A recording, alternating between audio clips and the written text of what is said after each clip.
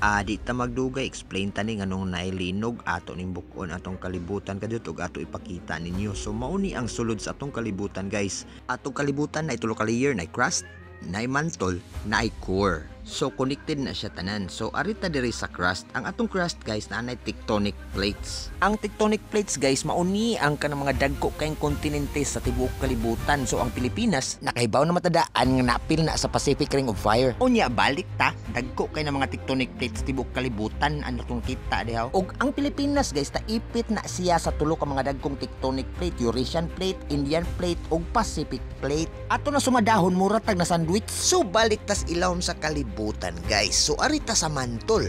Ang mantol guys naagid ang hinungdan ani tanan kay naa diri ang lava or ang molten rocks. So ang kaning molten rocks guys o lava mo anam na siya sakas sa babaw. Mao na inyo nakita diha unya unsa may ato pasabot ni ana. Mao na magdag force nga po adto sa babaw nga mao'y magdagduot sa tectonic plate. In short nga atong mga tectonic plate naglutaw ra na sa lava guys, pero hinay lang gid kaayong movement ana di ta kabantay sa babaw. Kusog lang na diha sa tuang video ay medyo nagdali mataan. So tungod niya na guys tan-awan ninyo ang usa ka tectonic plate ana guys padung sa ubos. Unya ang kana padung sa ubos ka tectonic plate mo ana man sa siya kalanay nga mahimo ng molten rock.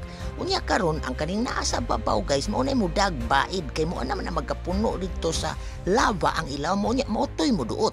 Unya karon guys ang kaning usa ka tectonic plate nga naa sa babaw ug masangit na gani na siya sa babaw na nana siya kasangitan unya giirog na dito sa lava mao nang muduot kina siya pag-ayo paingon sa babaw. Tanawa ninyong video ha, inigduot na sangit na siya sa bato, tanawa pag-ayo. Awa boom, mauna na ang linog. So mao to guys, maura to, bye bye. So maura to, bye bye.